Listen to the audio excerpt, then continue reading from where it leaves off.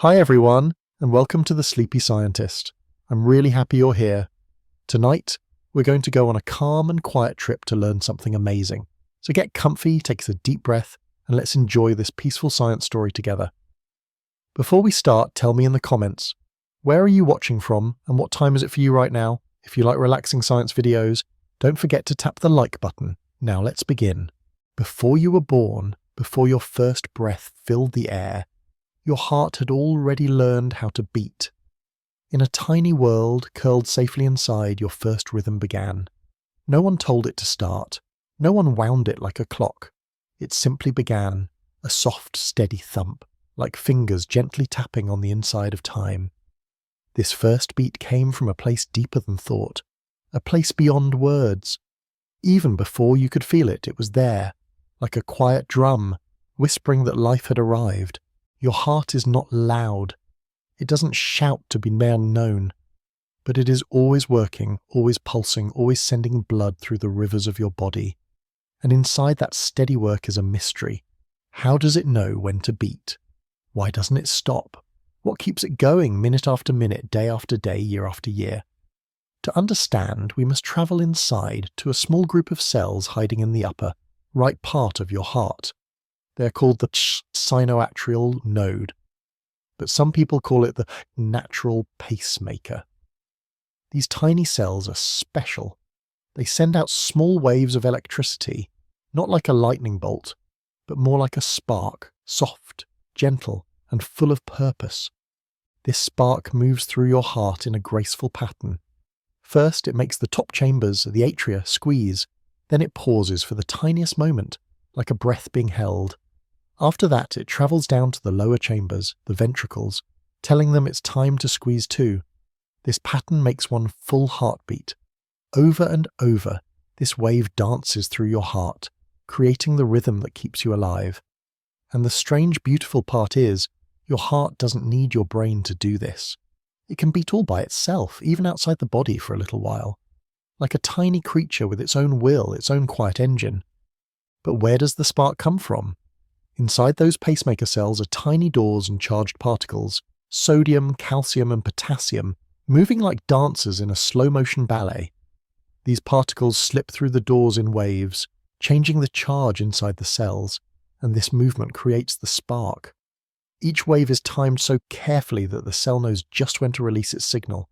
It's like the cell is listening to a song only it can hear, and it taps along with the beat. Now imagine this. Your heart beats around 100,000 times each day. Each beat sends blood filled with oxygen and nutrients through your arteries, reaching every part of you, as your brain, your fingers, even your toes. And when the blood comes back carrying carbon dioxide and waste, your heart gathers it up again and sends it to the lungs for cleaning. Then it starts over, quietly, without asking, without rest. This journey of blood is not just movement. It is a kind of giving. The heart gives life again and again with each pulse. Sometimes your heart beats faster when you run, when you're scared, when you laugh. Other times it slows down, when you sleep, when you rest, when you dream. But even in the silence of night, when your mind drifts into sleep and your breathing grows soft, the heart remains awake. It listens to signals from your body and your brain, adjusting its rhythm like a musician tuning an instrument in the dark. And it never complains. It never stops to ask why. Some animals have hearts that beat much faster. A mouse's heart can beat over 600 times a minute. Some beat much slower, like a whale, with only 10 or 15 beats in a minute. But no matter the size, no matter the species, all hearts share this same secret. A quiet fire that starts from within. That fire is not made of flame or smoke. It is made of ions and electricity, of timing and flow, of something ancient and silent. Long ago, before humans knew about cells or electricity, they still understood that the heart was special. They believed it held the soul, the thoughts, the emotions, and maybe, in some way, they were right. Because even though your brain does the thinking, the heart is the first to feel. When you're nervous, it speeds up. When you're in love, it flutters. When you're afraid, it pounds like thunder. The heart doesn't need words. It speaks its own language, and your body listens. Inside the womb, your heart is the first organ to fully form. Before you have fingers, before your lungs are ready to breathe, your heart is already moving. It's as if the body knows that nothing else can happen without that beat. And so it builds the heart first, the furnace of the body, the keeper of time, the quiet engine that waits for the rest of you to catch up. Think of all the things your heart has seen. It was there during your first cry, it was there during your first fall, your first laugh, your first heartbreak. It beat a little faster every time you stood in front of a crowd or told the truth or held someone's hand. And even now, as you sit or lie down, reading or resting, it is still beating. Soft and steady, like rain on a window, like footsteps in a hallway. There is something deeply comforting in that. A part of you, deep inside, never rests. Not because it can't, but because it chooses not to. Because it is loyal, because it is you. The pulse beneath the silence, the rhythm you don't need to hear to trust. So the next time you feel your heart beat, in your chest, in your neck, in your wrist, remember what it is. Not just a sound or a movement. It is a story, a signal, a promise that life, your life, is still here. Still flowing, still unfolding, one soft beat at a time. Let's drift deeper into the heart, past the spark and the rhythm, into the rivers it moves. Imagine your bloodstream as a soft, endless current, winding through tunnels of muscle and thread. The heart is its source, but the blood is its messenger. Every beat sends a wave of this liquid life outward, not in harsh rushes, but in graceful pulses, touching every cell as if to ask, "Are you still there? Are you still alive?" This gentle rhythmic movement is more than just flow. It is communication. The blood speaks to the body and the body answers back.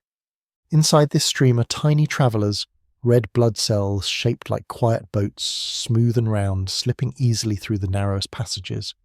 These cells carry oxygen, the breath of the world, picked up from your lungs and delivered to your fingertips, your eyelids, your heart itself.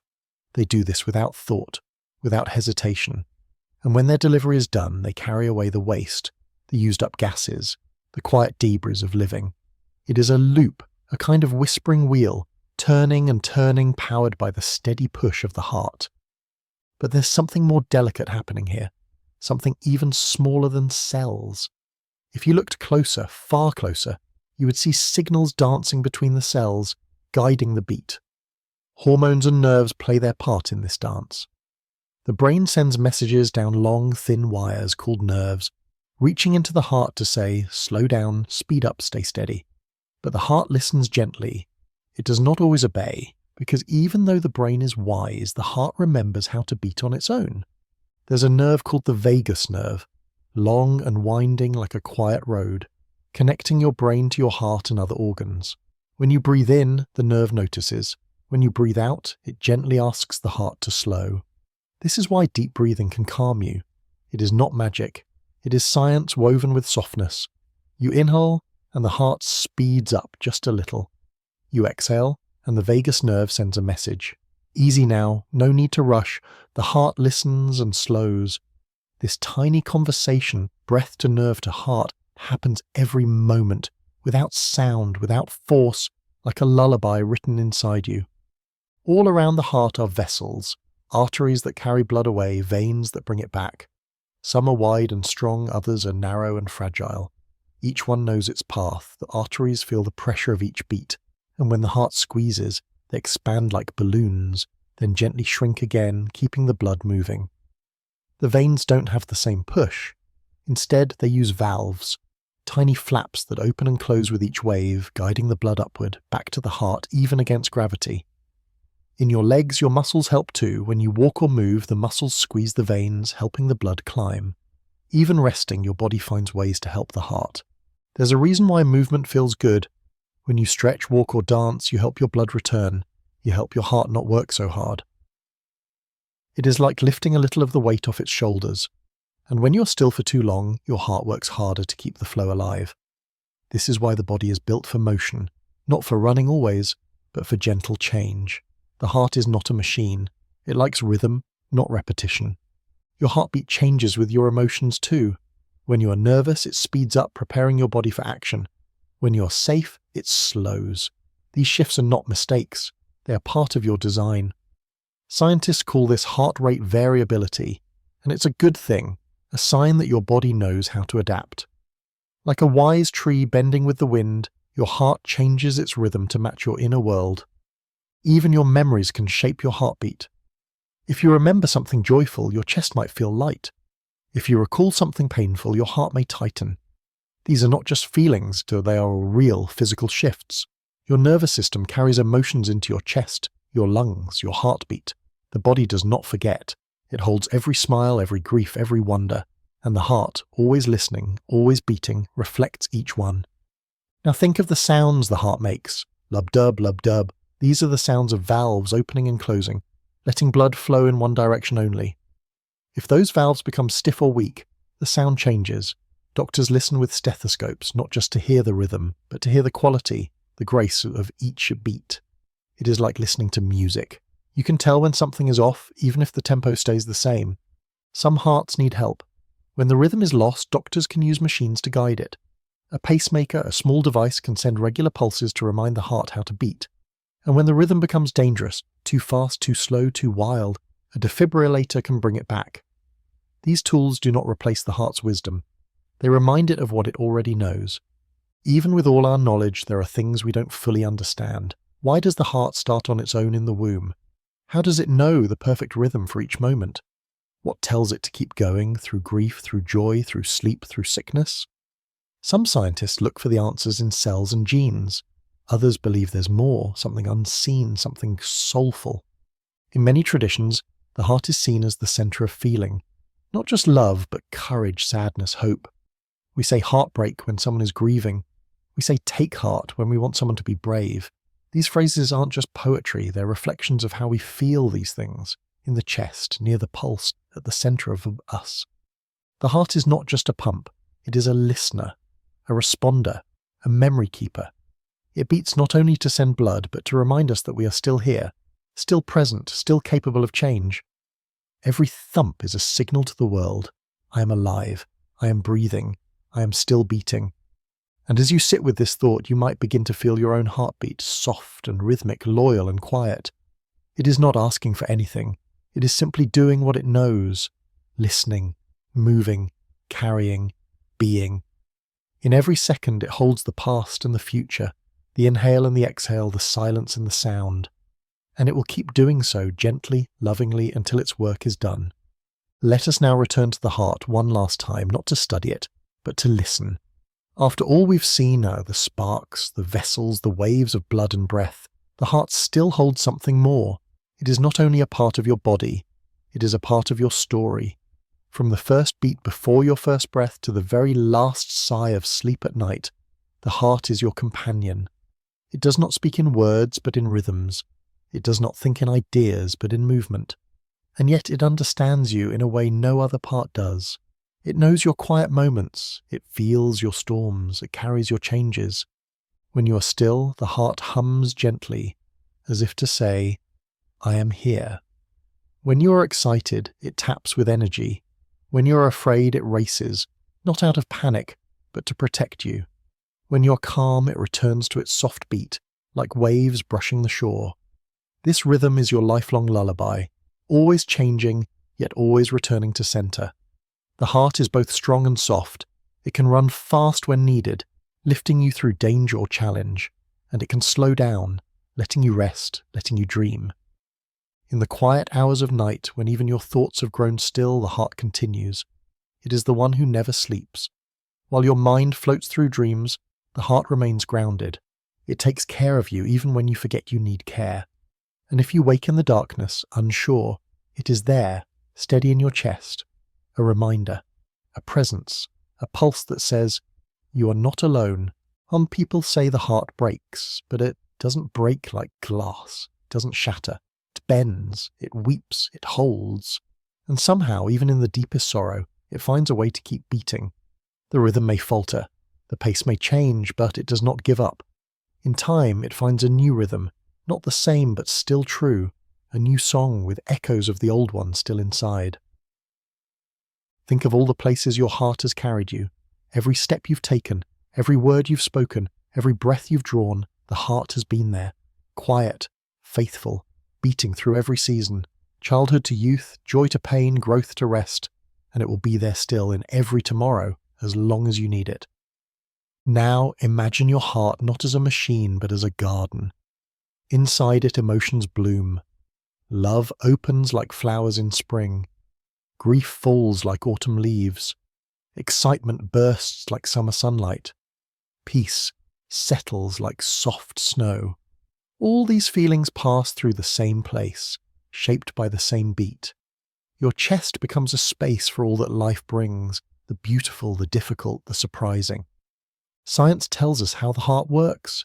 It tells us about cells, electricity, valves, and vessels, but it can't tell us how it feels to hold your breath before saying something brave, or how your chest warms when you see someone you missed, or how your pulse slows when you hear music that moves you.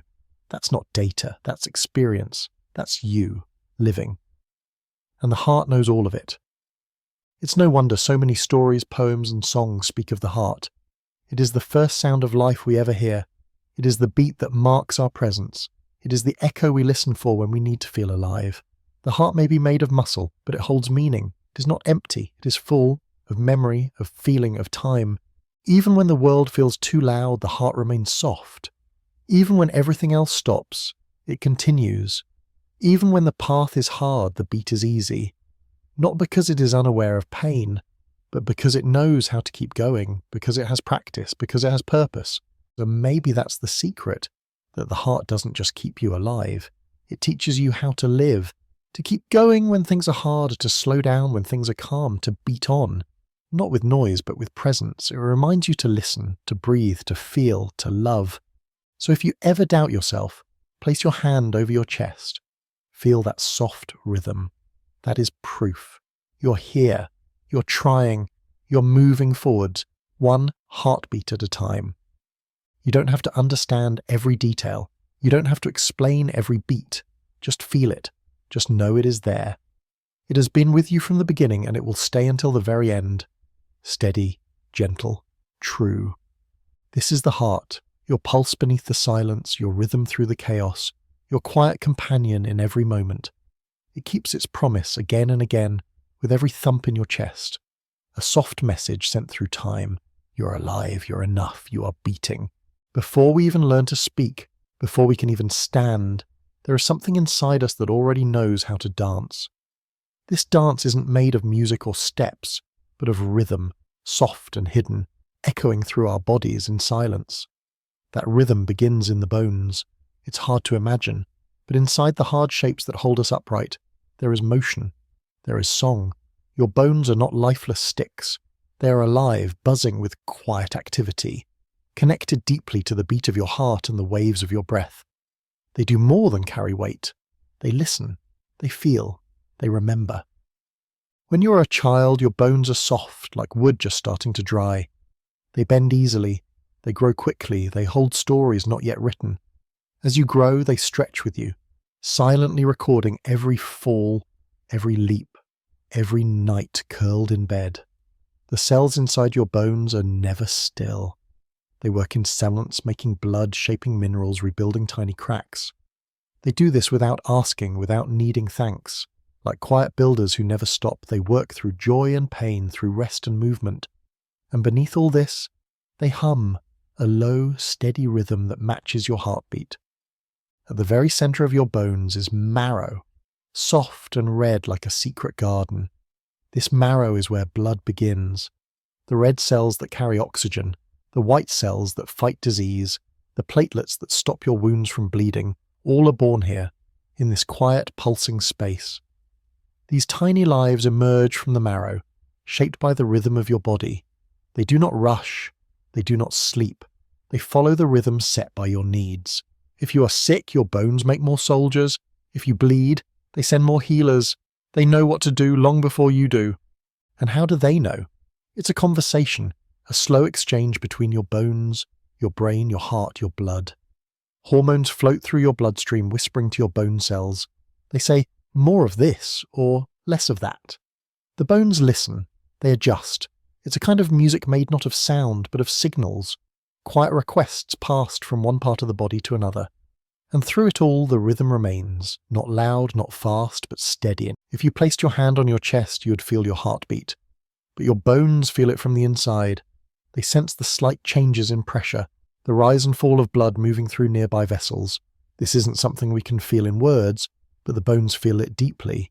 They respond, they shift, they breathe in their own way. The cells that shape your skeleton, called osteoblasts and osteoclasts, are always working together, laying down new structure, gently removing old parts. It's not destruction, it's not growth, it's rhythm, a kind of balance, shaped by time and movement. When you walk, your bones feel it. When you run, they remember. When you lie down, they soften slightly, resting under the weight of your stillness. They don't speak, but if they could, they'd tell stories of every place you've been, every bruise, every stretch, every quiet night you lay awake. Your bones are more than scaffolding. They are witnesses. And they are instruments too. Think of a violin or a drum. It needs tension, it needs vibration. Your bones do something similar. They vibrate slightly with every step you take, with every breath you draw. These micro vibrations send messages, not just through the bones themselves, but to your brain. This is how you know where your body is, even with your eyes closed. This is how you balance. This is how you feel grounded. Scientists call this proprioception, the sense of your body in space. It comes in part from the rhythm inside your bones. Even sound travels through bones. There is a reason why you can hear your own heartbeat when you lie on your pillow.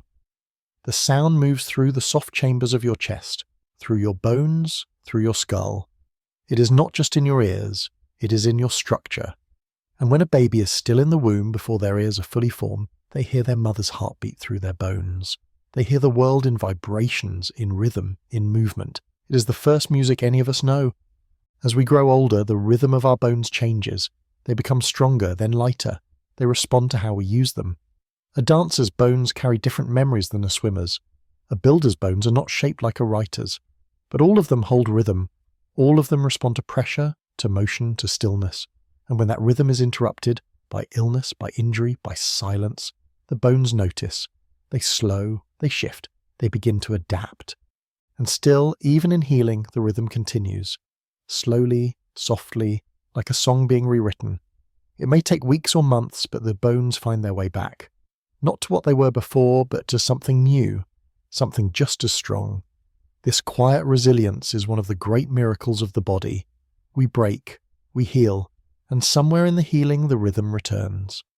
So tonight, if you find yourself still, resting, breathing slowly, know that your bones are still listening, still singing, still moving, even in silence, even in sleep. They do not ask for praise, they do not ask for notice, but they are there under every step, behind every breath, within every heartbeat, and always, always keeping rhythm. Let's drift further into the quiet rhythm that lives in your bones, beneath the noise of the world and the chatter of your thoughts.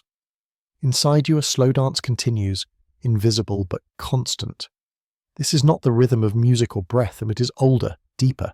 It is the rhythm of your skeleton reshaping itself as you live your life. Every moment you move, sit, sleep, or reach for something, your bones respond. They are not still, they are not silent, they are learning you and changing, shifting, strengthening in tiny ways. Your bones are alive with two kinds of workers, osteoblasts, who build, and osteoclasts, who break down. But they do not fight, they do not compete, they work in balance. The osteoclasts gently clear out old, tired bone, like gardeners pulling weeds. The osteoblasts lay down fresh layers, like painters or sculptors carefully adding new lines to the shape of you. This process is called remodeling, and it happens all the time, quietly, slowly, like the tide washing over a shore again and again, shaping the sand without you noticing. Even now you are not the same shape you were last year. Your bones have changed in small ways, some stronger, some lighter, all responding to the life you've lived. If you climbed stairs often, your bones felt the weight. If you stretched each morning, your spine remembered. If you stood in sunlight, your bones turned that light into strength. This is because of vitamin D, something your body makes when the sun touches your skin. Vitamin D helps your bones absorb calcium, the mineral they need to stay strong. Without it, your bones become soft, tired, unsure. So every time you feel the sun on your arms or face, know that your bones are smiling quietly, receiving what they need to keep dancing. But there are other rhythms too, rhythms inside the marrow. In the soft red center of your bones, blood cells are born every second, millions of them, rising from stem cells like seeds waking up in spring. These stem cells don't know what they'll become until they are needed. Some will be red cells carrying oxygen like tiny ferries across the rivers of your body. Others will be white cells guarding you from harm. Others still will become platelets, rushing to seal wounds when you are hurt. All of them begin in the bone. All of them move in rhythm with your needs. When you are calm, your bone marrow rests. When you're ill, it becomes busy. When you lose blood, it works harder. It listens to signals sent through the body, gentle chemical messages that float through the bloodstream like whispered instructions. And even though you are not aware of it, your bones are always preparing, always adapting, always keeping the quiet rhythm of survival. The rhythm of your bones is also shaped by gravity. Without gravity, the body forgets how to hold itself. Astronauts who spend time in space lose bone mass because there is no weight to press against their skeletons. Their bones don't break, they simply stop growing strong. It's as if the bones are asking, why should I stay strong if there's no weight to carry? So when the astronauts return, they walk again, they run again, and the bones remember. They begin to rebuild. It's a lesson. Our bodies need pressure to grow, not pain, but gentle challenge. The weight of walking, the reach of movement, the stretch of trying. And just as bones feel the weight of gravity, they also feel the passage of time. As we age, our bones grow more quiet, the rhythm slows, the builders grow fewer, and the cleaners more active. If we are not careful, if we stop moving, stop feeding them, stop reaching for light, the bones become hollow, fragile, like old paper, still beautiful but easily broken. This is why movement matters.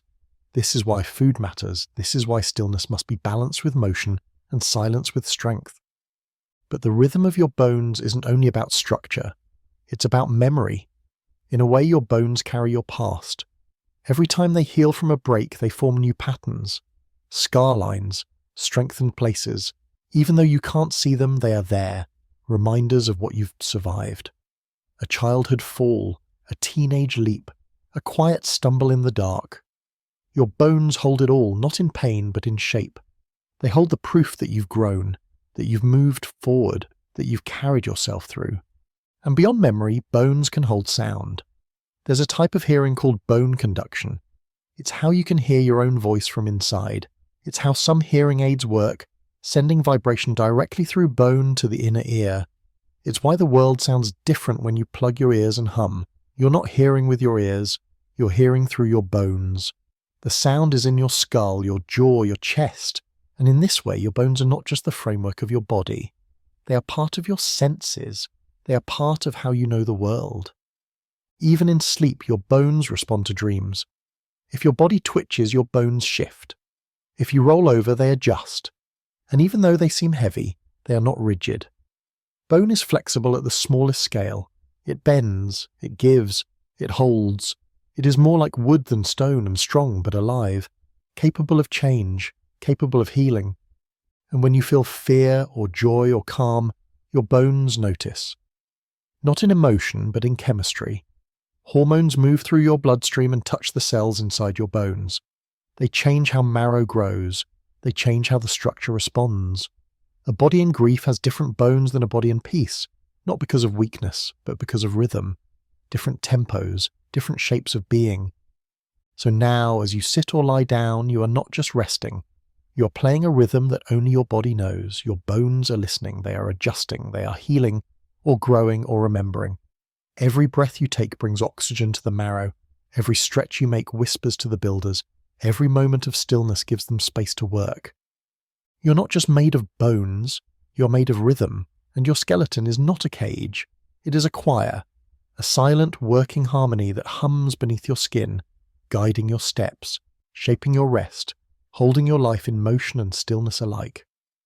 Let us follow the rhythm now one last time to the stillest part of the bones, the part not touched by steps or gravity or even breath. Deep within the marrow where new life begins, there is a silence so complete it feels sacred. In this quiet, your body builds, it listens, it waits, and even though you cannot hear it, even though you may never feel it directly, the work goes on. The bone does not rush, it does not complain, it simply continues like the steady ticking of a clock that does not need to be wound. There's a peace in knowing that.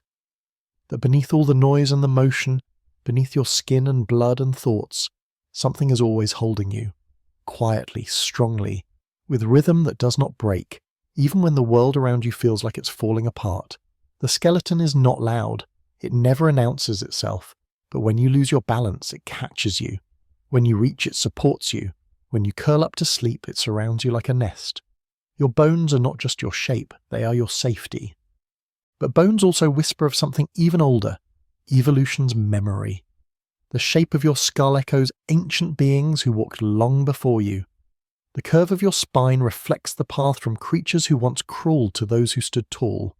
Your pelvis, your ribs, your hands, each tells a story not just of you, but of the ones who came before. They are fossils still living. History shaped in calcium and time. When you move, you echo the dance of generations. When you sit still, your bones still hum with that deep inherited rhythm. And when you feel the stillness in your bones, that sense that you are anchored, grounded, at rest, that is not just a feeling. It is real, it is chemical, it is physical. When your nervous system is calm, when your breath is slow, signals pass through your body that reach your bones. The cells inside slow their pace. They listen. They respond. It's like the whole skeleton exhales. You're not just relaxing your muscles, you're calming your very foundation. There's something deeply comforting about knowing that your bones are not separate from your emotions, from your thoughts, from your breath. They respond to your life. They are shaped by it, held by it, changed by it. A quiet grief may leave its mark. A year of healing will leave another. Your skeleton is not a statue. It is a journal written in structure. And even though you cannot read the words, they are there. When someone hugs you, they are touching more than your skin. They are pressing gently against your frame. And your bones, your ribs, your spine, your arms, they feel that pressure. They receive it. They respond to it, softening slightly, shifting just a bit to hold the shape of warmth. A hug is not only felt in the heart, it is felt in the bones. As you grow older, your rhythm slows. Your bones may grow lighter, more delicate. But they never stop listening. They never stop adapting. They become wise with time, reshaped not just by movement, but by meaning. They carry your history like branches carry rings. They tell your story in silent, unspoken ways. Even when bones break, the rhythm does not end. It pauses. It waits. Then it begins again, weaving calcium and tissue back into place like a weaver, stitching fabric that once tore. The healed bone is never exactly the same, but it is whole. It is strong. It has remembered how to become itself again. And when you sleep, your bones do not. They continue their work. Soft and slow, the cells rebuild. They sort what's needed, what's not. They measure pressure, store minerals, shape blood. Your dreams may carry you far, but your bones remain, holding you safely in the shape of rest. Some people speak of being bone tired, a kind of weariness that goes deeper than sleep can reach. That is real. Your bones, when burdened by long stress, carry tension. The rhythm grows heavy. It needs rest. And just as music has pauses, so must the body. Stillness is not failure. It is part of the rhythm too. You don't have to think about your bones for them to work. But when you do, when you pause to notice them, something shifts. You realize you are more held than you knew. You realize that you are not just skin and thoughts and breath. You are structure. You are rhythm. You are rooted in something strong, something ancient, something quietly alive. So take a moment. Feel where your body meets the chair, the floor, the bed. Feel the way your spine rises, the way your ribs expand, the way your legs carry your weight. That is your skeleton. That is the rhythm that has always been with you. Since before your first step, since before your first word. It is still here, beating like a second heart, one made not of muscle, but of memory. And when you feel lost, or uncertain, or afraid, remember, your bones are still holding you. The rhythm is still playing. The silent dance beneath your skin is still alive. You are not falling. You are being carried, one breath at a time, one quiet step after another.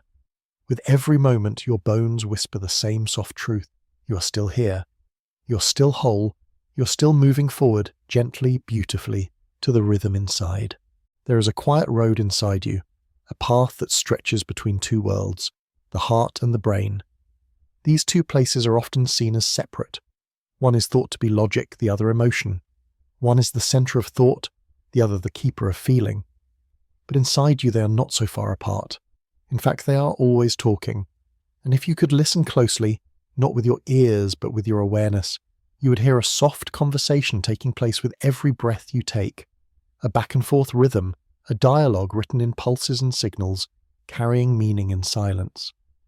It begins in the brainstem, deep and low, where your most basic life functions live: breathing, sleeping, heartbeat.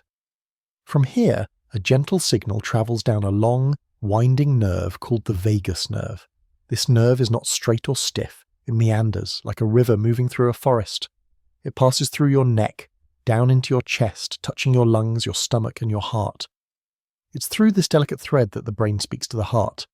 And more importantly, through this same path, the heart speaks back. Yes, your heart sends messages to your brain, not just about rhythm or rate, but about how things feel. These messages are not words, they are patterns. If your heart is beating fast and uneven, it tells your brain something is not calm. If your heart slows and steadies, it tells your brain you're safe. This is how the body knows what you might not even realize yet, that you're anxious or joyful or deeply at peace. It's the reason your thoughts can change simply by focusing on your breath, because your breath shifts your heartbeat, and your heartbeat shapes how your brain feels. In this way, your heart is not just listening, it is leading. It is guiding the tone of your inner world. The signals it sends are processed by a part of your brain called the amygdala, which helps you feel emotions. Another part, the prefrontal cortex, uses those signals to decide what to do. But everything begins with the heart's rhythm. Like a conductor setting the pace before the orchestra begins, the heart cues the rest of the mind. This connection is especially strong when you feel emotions. When you're frightened, the brain sends a message down the vagus nerve. Get ready, speed up, be alert. The heart responds, quickening. But if the heart stays fast for too long, it begins to send signals back. This is too much. And the brain, listening carefully, may begin to feel overwhelmed, anxious, or afraid. The balance tips, but if the breath slows and the heart begins to soften, it sends a new message. We're okay now. And the brain, feeling this shift, settles like a feather falling gently through air. This is why practices like deep breathing, meditation, and quiet walking can change your whole mood. They don't just calm your thoughts, they calm your heart, and in doing so, they change the signals the heart sends back to the brain. It's like sending reassurance across a bridge from the chest to the mind. A message that says, you're safe here. Scientists call this process heart-brain coherence. It happens when the signals flowing between your heart and your brain are smooth, steady, and harmonious. It doesn't mean your heartbeat is slow, it means your heartbeat is consistent, like waves that roll in at a gentle pace, neither crashing nor still. In this state, your mind becomes clearer, your body more relaxed, your emotions more balanced. You're not just calm, you're in rhythm. Even your decisions are shaped by your heart. Before you make a choice, your body has already responded. Your heart rate may shift slightly, your stomach may tighten or ease. These small changes shape the thoughts that follow. In some studies, people who listened closely to their heartbeat made wiser, more intuitive decisions. It's as if the body already knows what the brain is still trying to understand, and this is not imagination. Inside your heart are special cells called sensory neurites. They are like tiny nerve cells. They don't just respond to commands, they generate their own signals. Some scientists even call this the heart brain. It's not the same as your thinking brain, but it has memory, it has awareness, and it responds to your life in its own quiet language. When you feel heartbreak, this isn't just a figure of speech. It's real. The signals between your heart and brain shift. Your chest may ache, your breath may catch, your thoughts may become heavy. This is the conversation breaking down, the rhythm growing uneven, but even in pain the connection remains. Slowly, gently, as you rest and breathe and feel, the rhythm returns. The heart begins to speak again in soft, steady pulses, and the brain, comforted, begins to heal. Sometimes you may notice your heart racing for no reason, during a stressful moment or just before sleep. Often, this is your body remembering something your mind has forgotten. A signal has passed from the brain to the heart without your awareness. But the heart felt it. the heart responded. And then, by placing your hand on your chest, by slowing your breath, by being still, you can speak back. You can tell your heart and through it, your brain, "It's okay, I'm here, let's breathe together." This is one of the deepest forms of connection you have, not with another person, but with yourself. The partnership between your heart and your brain is always there, even when you are not thinking about it. It is how you know when something feels right. It is how you recognize safety and love and peace, not with thoughts, but with feeling, with rhythm. So the next time you close your eyes, try listening inward. Feel the gentle beat in your chest. Let your breath rise and fall like waves. Know that in this quiet, something beautiful is happening. Your heart is speaking, your brain is listening, and together they are finding balance. Not through force, not through control, but through rhythm, through softness, through being alive. Let us drift deeper into the quiet space between your chest and your thoughts, where signals flow not in sentences, but in sensations. The heart and brain do not use language the way you do. Their words are pulses, chemicals, patterns. Their tone is shaped by rhythm, and still, they understand each other perfectly. This connection doesn't need to be taught. It was there before you were born, before your first thought or memory, even before your first cry, your heart and brain were already speaking. There is a dance between them, not a fast, flashing kind of dance, but one that feels like slow tides pulling in and out. One of the main players in this dance is a chemical called acetylcholine, released by the vagus nerve. When the brain wants the heart to slow, it uses this gentle messenger. The heart listens, and the beat softens. But if the brain needs the body ready, for danger, for effort, for sudden change, it calls upon adrenaline. The heart hears this too. It speeds up, it prepares. These chemical whispers shape how you feel, long before your conscious mind knows what's happening. Now imagine this. You're walking in a forest, the air is cool, the trees sway softly. In this quiet space, your heart slows, your breath deepens, your brain receives the message, "We are safe." And in this moment, your thoughts grow clear. You feel calm, whole, connected.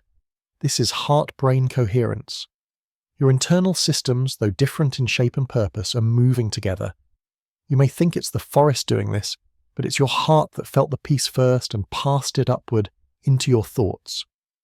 This coherence doesn't just make you feel good, it helps your body function better.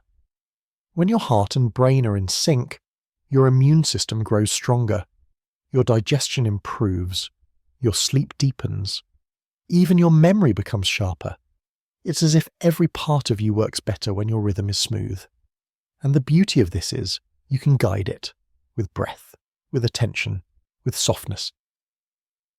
You don't have to control every thought, you just have to listen, to feel the beat, to breathe with it. Breathing is the easiest way to reach this rhythm. Slow, steady breathing signals your brain to activate the vagus nerve. That nerve then travels down to the heart and asks it to calm. The heart, obeying, slows its pace, it becomes more regular, and then it sends back a signal, "We are at ease." This loop continues, a gentle back and forth, like waves passing a message across a still sea. In time, this practice becomes familiar. The body remembers, and soon just the beginning of a breath can bring calm. It's not just about relaxation, it's about connection. Heart-brain coherence means more than quiet. It means understanding. It means the heart and brain are sharing information clearly, without static, without confusion. And when this happens, something strange and beautiful begins to occur. Your emotions begin to feel more balanced, not because they go away, but because they are being heard. When your body listens to itself, your feelings don't have to scream, they can speak in softer tones. This helps you handle stress. In difficult moments, the heart might race and the brain might flood with worry. But if you've practiced coherence through breathing, through mindfulness, through quiet presence, you have a tool, you can pause, you can slow your breath, you can listen inward, and the signals begin to change. The heart slows, the brain receives the new message, and gradually the storm quiets. The moment becomes manageable. You return to center. Children often do this without being taught. Watch a child lying on the grass, watching clouds. Their breath is slow. Their body is loose, their heart is calm. They are in coherence without even knowing the word. This is our natural state, one we are born with, but over time we forget. We rush, we stress, we tighten, the rhythm grows uneven, but the body never forgets how to return. It only needs to be reminded. Even your choices can be shaped by this connection. When your heart and brain are in rhythm, you tend to respond with patience, not reaction. You feel more empathy, more clarity, more kindness. This is not magic. It is the biology of balance. A calm heart makes space for a calm mind, and a calm mind can listen, understand, and choose wisely. And what happens when this rhythm is broken? When grief strikes or stress overwhelms? The signals shift. The heart becomes jagged, irregular. The brain senses danger. The body tenses. And if this pattern continues for too long, it can lead to harm, not just emotionally, but physically. Inflammation rises. Sleep is disturbed. The immune system weakens. The body grows tired. This is why healing begins not just in medicine, but in rhythm, in reconnecting the pathways between the heart and the brain. There is also a field around the heart, an electromagnetic field that can be measured from several feet away. This field changes with your emotions. When you are calm, the field becomes smooth. When you're stressed, it becomes chaotic, and your brain is sensitive to this field. It feels the energy. It responds. This field is part of your presence, part of what others feel when they are near you, and you can shape it, not with force, but with care, with breath, with rhythm, with kindness. Some scientists believe that the heart's rhythm might even shape how your brain stores memories, that moments of peace and coherence help form stronger, clearer memories, that love and calm are not just emotions, but signals written into the very shape of your brain. This is still being studied. But even without full understanding, the idea feels true. It matches what we sense, that moments of connection, of love, of deep calm, stay with us long after the moment has passed. And through all of this, the conversation continues. The heart listens, the brain responds, the breath moves gently in between, like a hand holding both. It is not a battle between emotion and logic. It is a partnership, a flow, a dance. So as you move through your day, remember, your heart is speaking, not in words but in rhythm. Your brain is listening, and together they shape how you see, feel, respond, and rest. Let the rhythm be soft. Let it be steady. Let it be yours. Let us return now to the quiet between the heart and the mind, to the soft thread that binds thought to feeling. You have lived your entire life within this connection, though you may not have noticed. It has shaped your decisions, your mood, your memories, and your sense of peace. The heart and brain are not strangers passing signals. They are lifelong companions, moving together into conversation older than speech. Each day, each moment, they share something unspoken, a rhythm, a signal, a sense of presence. Even now, as you breathe gently and listen to these words, that connection is alive, moving like a soft current within you. It is easy to forget this connection when the world grows loud. When schedules fill, when messages buzz, when thoughts scatter like leaves in the wind, we often drift out of rhythm. The heart races, the mind clutters. We lose touch with the stillness that was always there. But the beauty of this system is that it never forgets how to return. Even after storms of stress, the heart still knows how to slow. The brain still remembers how to soften. With just a breath, slow, deep, patient, the rhythm can begin again. Some people describe this return as a feeling of coming home. It is not about a place, it is about recognition, remembering of what it feels like to be whole, to be in harmony with yourself. You may have felt it before, sitting by water, watching light filter through trees, holding someone's hand in quiet understanding. These moments are not empty, they are full of rhythm. The heart slow and steady, the brain calm and open, the breath rising and falling like a tide that knows no hurry. This state is not just comfort, it is strength. When your heart and brain are aligned, your whole system becomes more resilient. You recover faster from stress, you think more clearly in challenge, you sleep more deeply at night. Even your relationships benefit. You listen more openly, you speak more gently, you understand more easily. Because when you are in rhythm with yourself, it becomes easier to be in rhythm with others. And still, the rhythm does not demand perfection. There will always be moments when your heart races, when your thoughts spiral, when your breath shortens. This is part of being alive. The goal is not to never lose the rhythm. The goal is to return to it, to remember that you can, to know that within you is a system always ready to settle, always ready to listen again. There are even ways to strengthen this ability. Practices like heart-focused breathing, where you breathe slowly while imagining the breath flowing in and out of your heart, can increase coherence. Gratitude too has power. When you pause and feel genuine thanks, the heart rhythm becomes more ordered. The brain in turn receives a signal of peace. These aren't tricks, they are tools, natural ones, shaped by evolution, refined by awareness. Over time, with practice, your body becomes more familiar with these patterns. It takes less effort to enter coherence. A few breaths, a single moment of quiet, a memory of calm, and your system begins to shift.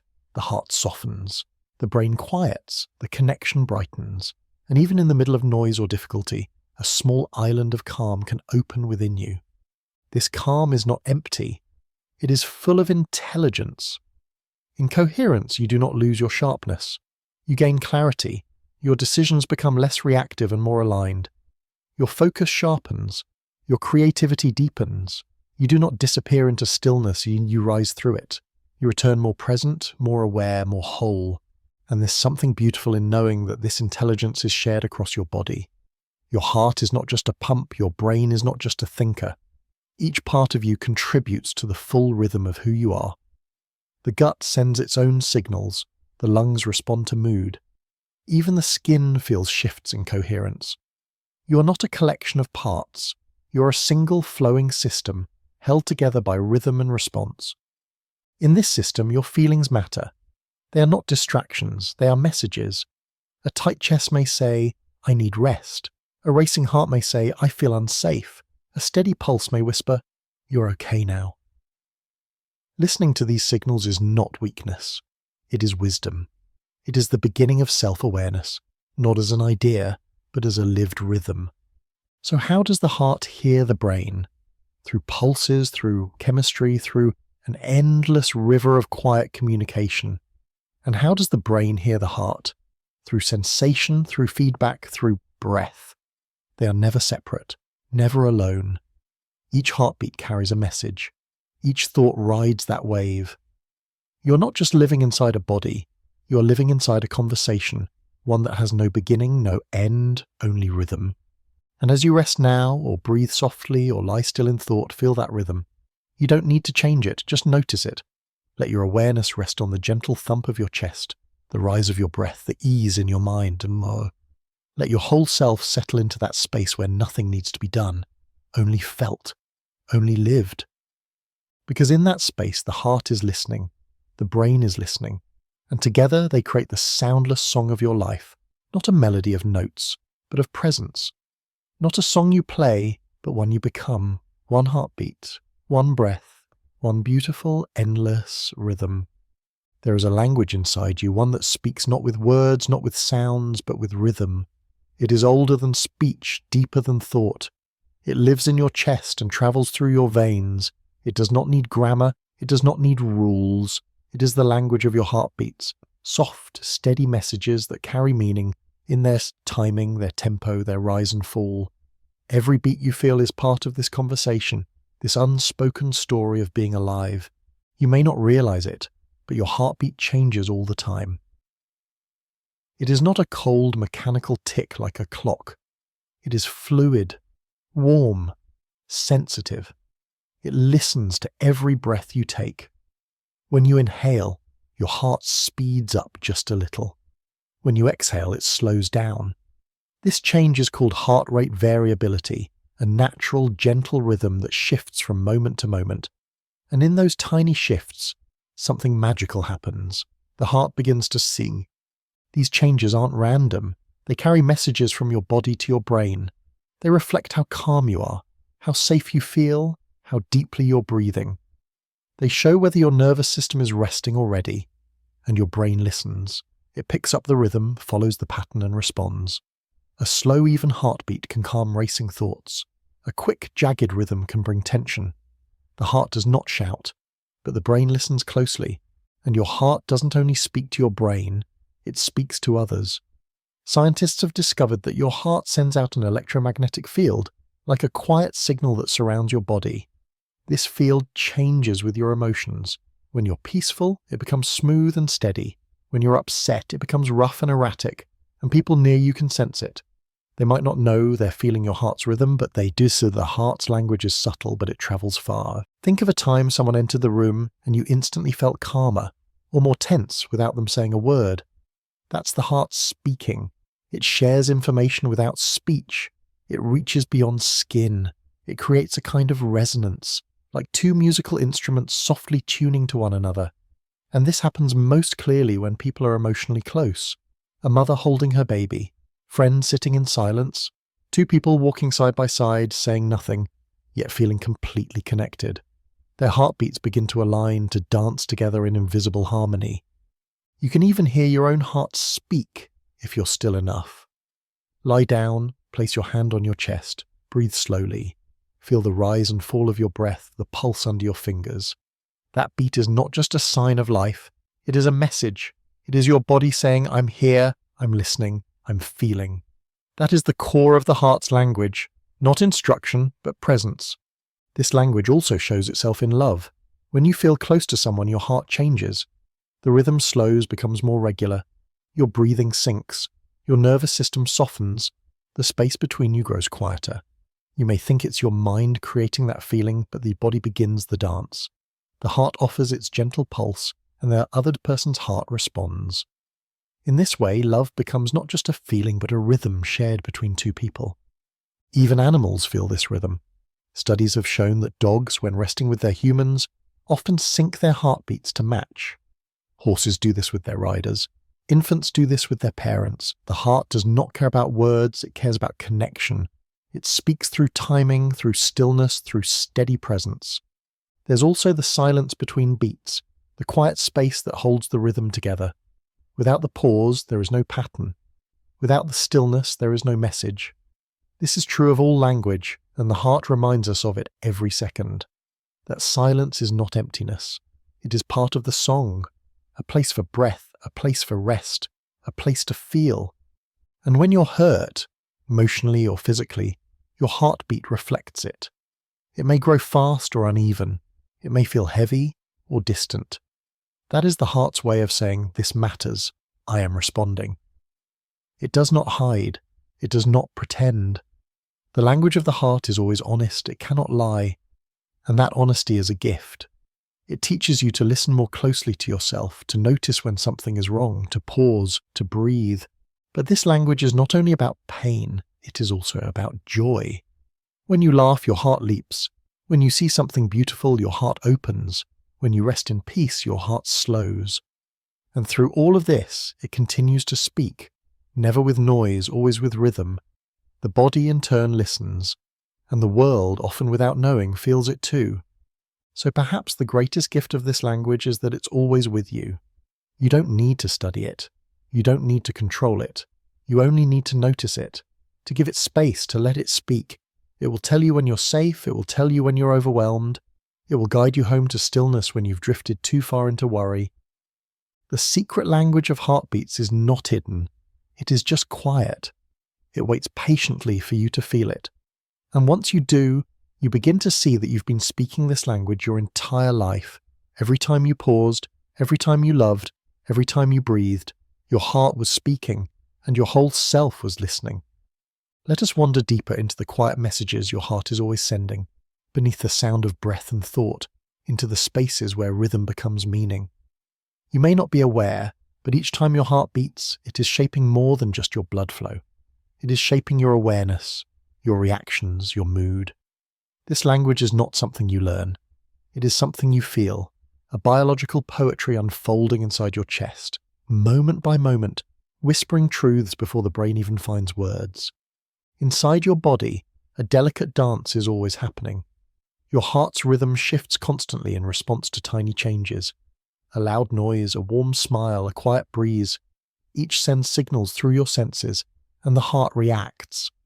It does not wait for your mind to decide how to feel. It feels first. Its language is immediate. Its patterns change faster than thought. In this way, your heart is always a few steps ahead, translating the world into rhythm before you even notice what's happening. And this rhythm is deeply tied to your breath. As you inhale, your heartbeat gently rises. As you exhale, it slows. This dance between breath and heart is called respiratory sinus arrhythmia, and it is one of the clearest signs that your body is listening to itself. It's not a mistake. It's not disorder. It's balance. It's communication. The space between beats, the timing of each pause, the slope of acceleration and release, all of it forms a soft, flowing pattern, a pulse of presence, a conversation of calm. When you feel stressed, this pattern becomes jagged, unpredictable.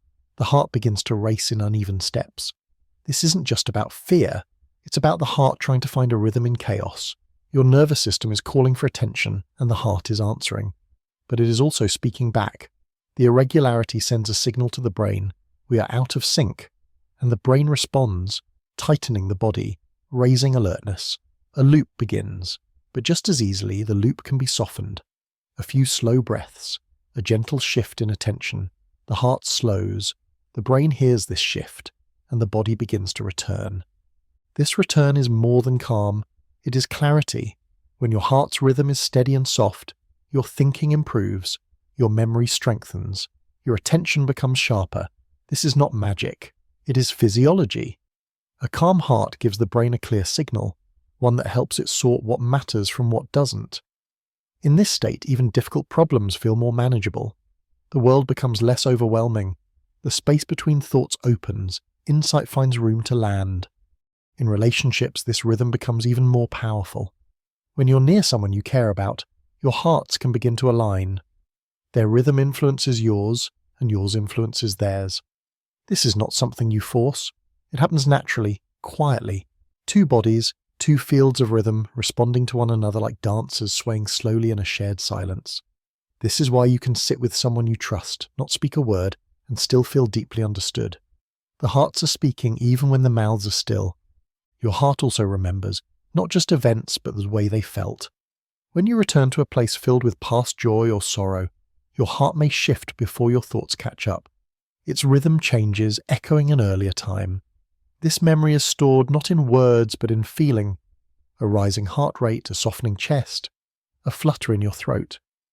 These are not accidents. They are recollections. Your heart is reminding you of something you once felt in the only language it knows. And that memory shapes how you respond to the present. A loving memory softens the heart's rhythm. A painful one can tighten it. But both are real, both are messages, and the heart, ever honest, never pretends. It brings the truth to the surface, not to overwhelm you, but to invite you to listen. Even in silence, your heart is communicating. When you sit in stillness, the heart does not stop. Its beat becomes a quiet drum, gently marking time, reminding you that you are here, now, alive. This is the heartbeat's deepest message. Not instruction, not warning, but presence. With every thump, your body says, you exist, you belong, you are part of this moment. This message does not come with words because words can fail, they can be misunderstood. But rhythm is clear. It crosses language, culture, species. It reaches into the smallest animals, into ancient beings, into the body of a tree swaying in the wind. Rhythm is the language of life, and your heart is fluent in it. In ancient times, healers placed their fingers on the wrist to feel the pulse, not just to count beats, but to listen. They believed the heart's rhythm could reveal the truth of the body, the emotion, the spirit. They were not wrong. A skilled ear can hear a change in the rhythm and know something deeper is happening. It is a listening beyond sound, a listening to life itself. And when your heart rhythm becomes steady, not flat, not rigid, but smooth and responsive, something opens. You begin to feel not just calmer, but more connected to yourself, to others, to the world. It is as if the noise fades and something essential remains, a soft beat, a signal that says, you're here, you're whole, you're part of the rhythm. So the next time you feel your heartbeat, let it be more than a background noise. Let it be a reminder that you're in constant conversation with life, that your body is always listening, always speaking, that your heart is not just beating, it is communicating with every rise, with every fall, in its own quiet, sacred language. Let us return one last time to the silent rhythm beneath your thoughts, the gentle language your heart has been speaking since before you had words. This rhythm does not need to be learned. It was already there, waiting, shaping the way you feel, the way you connect, the way you live. You may think of your heart as only a pump, but it is far more than that. It is your body's storyteller. It speaks through the spaces between beats, through the rise and fall of its tempo, through the feeling that lingers in your chest when the world slows down. This language doesn't demand anything. It never interrupts. It simply continues, like a river moving across stone, soft but steady. And when you stop to listen, when you truly give it your attention, you begin to hear what it has been saying all along, that you are safe, that you are real, that you are still here. The rhythm reminds you of your presence, not in a loud voice but in quiet certainty. It's the pulse you feel in your wrist, the soft echo in your ears when the room is quiet. It is the body's way of reminding you. Life is happening even now in this very moment. There is a stillness in the heartbeat's message, not a lifeless stillness, but a peaceful one, the kind that wraps around you like a blanket when you lie awake in the early hours of the morning. When everything else feels uncertain, the heart continues. It does not need a reason. It simply believes in the next beat. And the one after that, it does not plan ahead. It does not look back. It lives entirely in the now and teaches you to do the same, if only you're willing to follow its lead.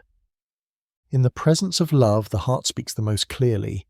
Not just romantic love, but the love of a parent watching their child sleep, the love of friends sitting in silence, the love of seeing something beautiful and knowing it touches something deep inside you. In those moments, the heartbeat slows, becomes more even, more tender. It is as if the heart wants to hold the moment open just a little longer, to remember it. And it does remember.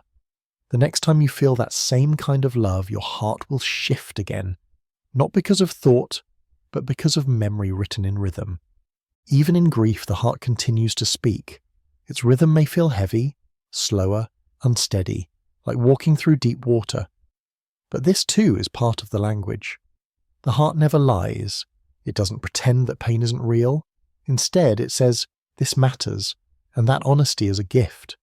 When everything else feels numb, your heartbeat says, I'm still feeling, I'm still alive. Grief is not an absence of rhythm. It is a different kind, a song that takes time to soften. And the beauty is, even through sorrow, even through exhaustion, the heart finds its way back. Slowly, gently, the rhythm begins to return. Not the same rhythm as before, but one shaped by experience, by healing, by time. The heart's language is not fixed, it changes with you. And this is perhaps its greatest kindness. It evolves, it forgives. It learns how to keep beating even when everything else has changed. In a world full of noise and urgency, the language of heartbeats is patient. It asks nothing but your attention, and it rewards that attention with presence, with calm, with truth. It teaches you to pause, to notice, to feel without needing to fix, to listen without needing to speak. In this way, your heartbeat becomes a guide, not just through health, but through life itself. There are moments when people describe listening to their heart before making a choice. This isn't just a saying. It reflects something very real. The heart, through its rhythm, through its signals, helps shape how you feel about decisions. It is connected to the intuitive part of your brain, the part that senses truth without needing proof. That small flutter in the chest, that sudden quiet before a yes. It's not magic. It's biology. It's the soft language of alignment. When people meditate, they often find their heartbeat growing slow and even. The mind quiets, the breath deepens, the heart responds, and in that quiet rhythm something shifts. The edges of worry soften, the mind stops racing, the body begins to feel like a home again. This is the return to coherence, not just of systems, but of self.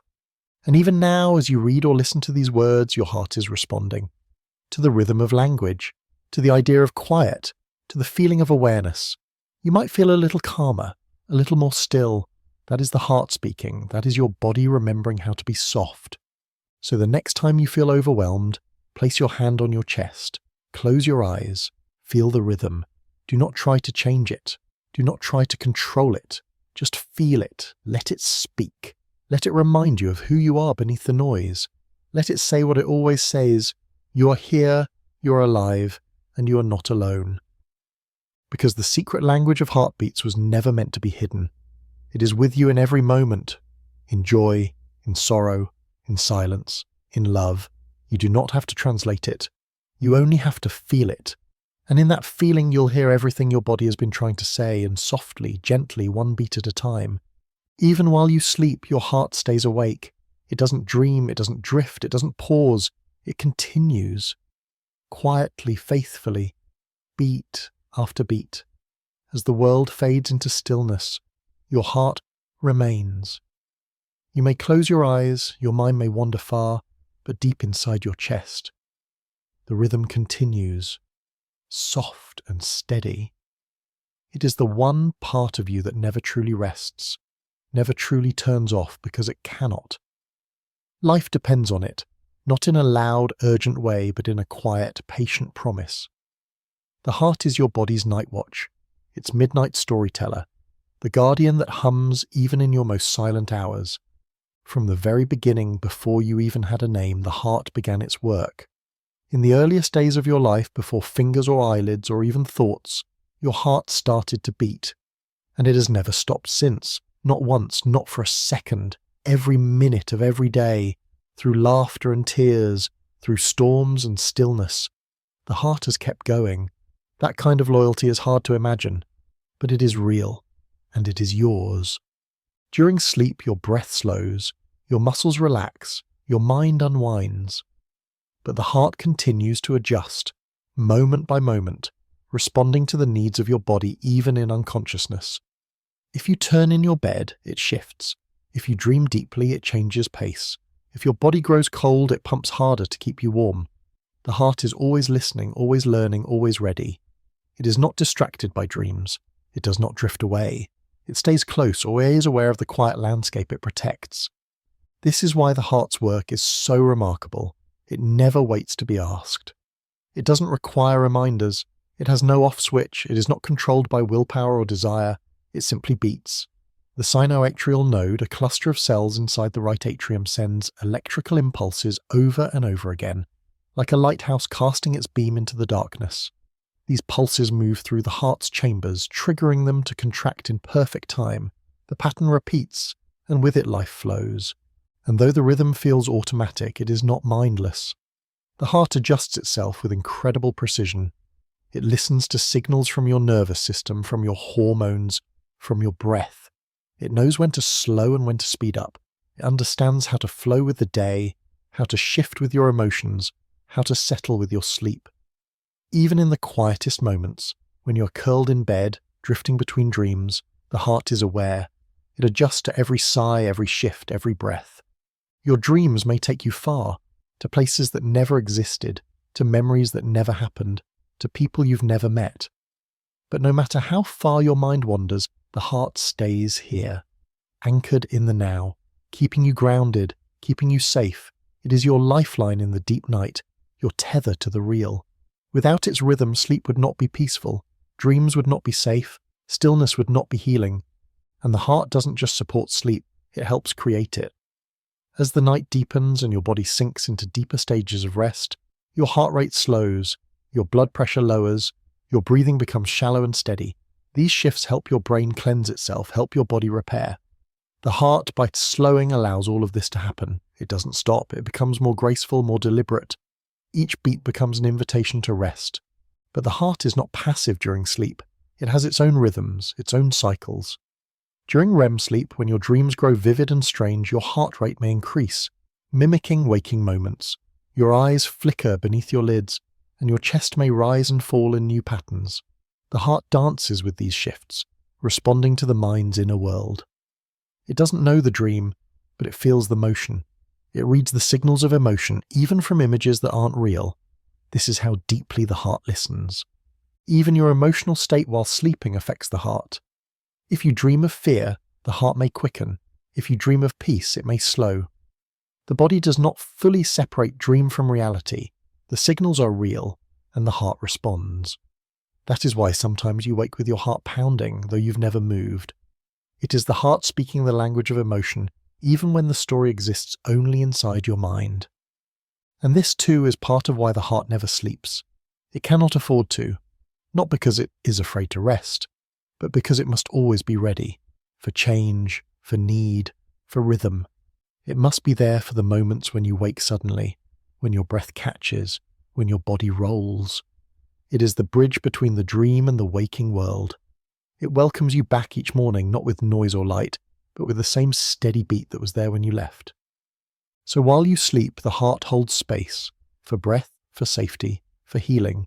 It listens for needs your mind may not know. It watches over your silence. It does not drift or fade. It remains, warm, steady, and kind. A keeper of rhythm, a bearer of presence. Your heart never asks for thanks, but it gives always without question.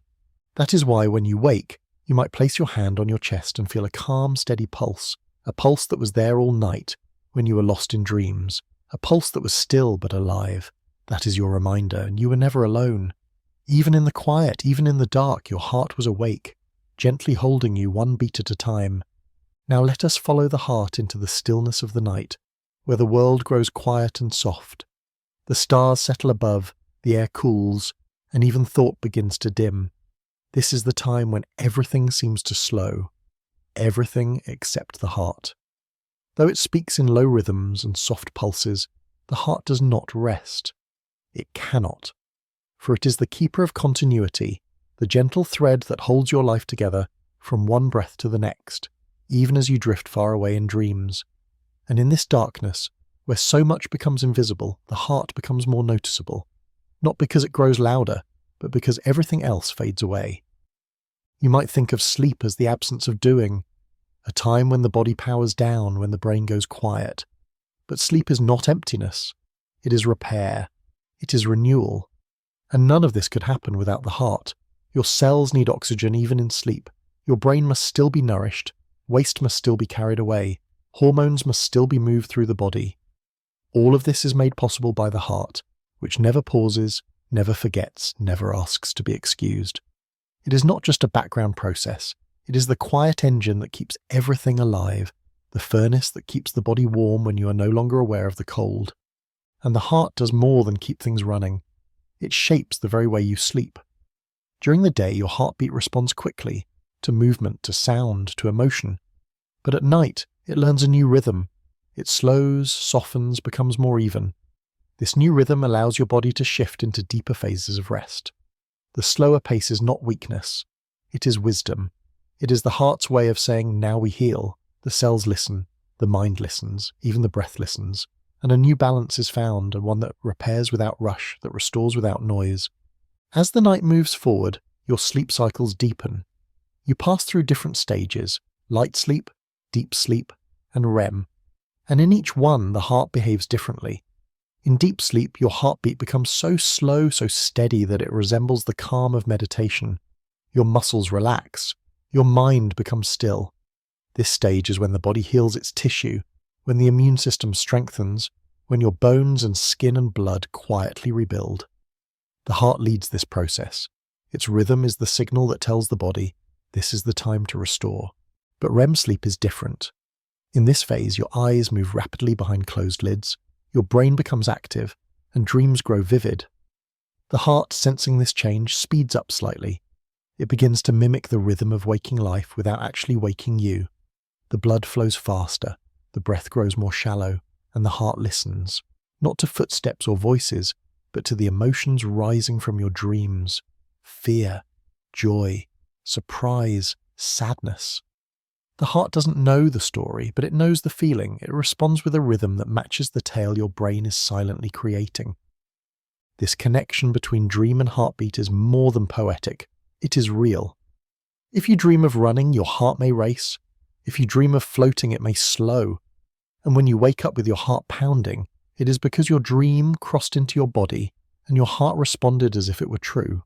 Because to the heart, feeling is always real, even if the image is not. The heartbeat cannot separate fiction from emotion. It simply reacts to what it is given. And in this way, it becomes your nighttime translator, a silent reader of dreams. Sometimes people wake in the night, heart racing, breath tight. This is not always fear. Sometimes it is memory. Sometimes it is unspoken worry that has surfaced in sleep. The heart, listening to the body's quiet signals, responds quickly, ready to act. It is always prepared. It never says, I'll deal with this, Aya. Even in the most fragile moments of rest, the heart is strong. It holds the line. It steadies the breath. It waits until the storm passes, until the body can return to peace. And even in peace, the heart never fully lets go. It keeps a part of itself alert, tuned in, like a guardian with one eye open. If a sound stirs you, if your body needs to move, the heart is already halfway there. It does not need to be told, it simply knows. That knowledge is not made of thought, it is made of rhythm. It is a deeper wisdom, one that lives below language. The reason the heart never sleeps is not because it cannot, but because it chooses to serve. It is your constant companion, from the first beat in the womb to the last in old age. It gives without pause, and yet we rarely notice it. We only become aware when it stumbles, or when it races, or when something feels off. But beneath the noise of daily life, it is always there, constant, committed, present. And perhaps this is why we associate the heart with love. Not because it thinks, not because it speaks, but because it gives, steadily, endlessly, without needing thanks. Love, like the heart, shows up, not just in the big moments, but in the quiet ones, in the background, in the spaces in between. Love does not always need to be loud, and neither does the heart. It speaks with presence, it speaks with rhythm.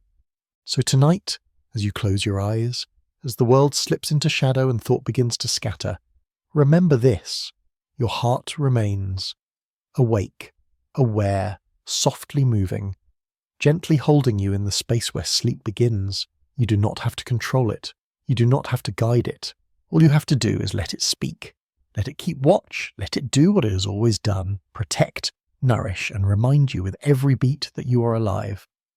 Let us now gently close this story, following the final soft turns of the heartbeat as it carries us through the last hours of the night.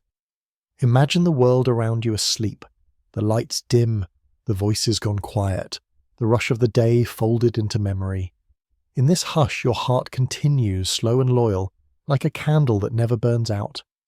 It has not rested once, not even for a breath. While your muscles let go and your thoughts scattered into dreams, the heart stayed. It beat for you, and now, as morning approaches, it prepares again to welcome the light. This quiet continuity is one of the great miracles of life, that something inside you never sleeps, never forgets, never stops caring. The heart is not just muscle and impulse. It is devotion. It is rhythm born of love, of memory, of protection. And this rhythm does more than keep you alive. It holds you in every phase of being, in the rush of joy, in the ache of loss, in the calm of sleep, in the chaos of waking. In every state, the heart stays present, not demanding, not loud, but constant.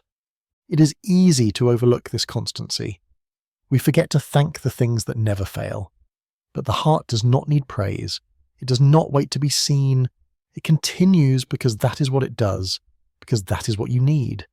In this way, the heart teaches something essential, that love can be quiet and still be complete, that care can be unseen and still be powerful, that presence can exist even when unnoticed and still be the very thing that holds you together. As the first light of morning filters through your window, your heart begins to shift. Not dramatically, not suddenly, but gently. It senses the change, the light, the breath, the motion. It adjusts its pace, the day begins again. But it is not a new beat. It is a continuation. The same rhythm that carried you through the night now carries you into morning. Your heart did not begin again. It simply kept going. And in that, there is comfort. You were never alone in the dark. You were held the whole time. The heart's refusal to rest is not about strain, it's about purpose. It beats not because it must, but because it chooses to sustain you. Not just through action, but through presence. Even now, if you pause, you can feel it, a soft thump under your skin, as regular as breath, as real as your own name. This rhythm is not background noise. It is the soundtrack of your life, your inner metronome, your ever-present companion. Sometimes when you are afraid or overwhelmed, your heart beats harder, louder. Not to frighten you, but to alert you, to help. It calls your attention inward. It says, something is stirring, let's take care. And when peace returns, the rhythm softens again. It is always responding, always adjusting, always listening. You do not need to tell your heart how you feel, it already knows. It knows the shape of your emotions even before your mind can name them. And this knowing never sleeps. It doesn't shut off when you close your eyes. It doesn't rest when you forget it. It stays because it is part of you. You are not separate from your heartbeat. You are made of it. Every cell in your body is nourished by its rhythm. Every thought you've ever had has been carried on its current. You live not just beside your heartbeat, you live within it. Think of all the places your heart has carried you, through childhood and growing, through fear and laughter, through change, through silence, through nights you thought would never end. It was always there, steady, unshaken. Even when everything else felt uncertain, your heart knew what to do. And now, as you stand at the edge of another day, it continues still. There may come a time when your heart needs help, when its rhythm falters, when its strength grows thin. But even then, it will do all it can to keep going. That's what it does. That's what it has always done, not out of habit, but out of quiet resilience, out of a timeless wisdom written into its very cells, a promise to keep you alive for as long as it possibly can. And so, as you wake into a new morning, remember the one who never slept, the one who carried you through the shadows, the one who whispered in beats. You are safe, you are alive, you are not alone.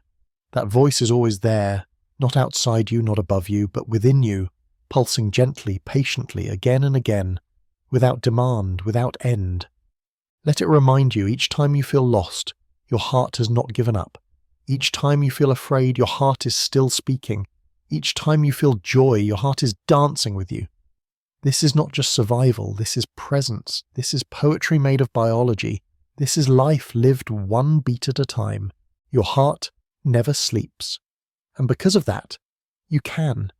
You can rest. You can dream.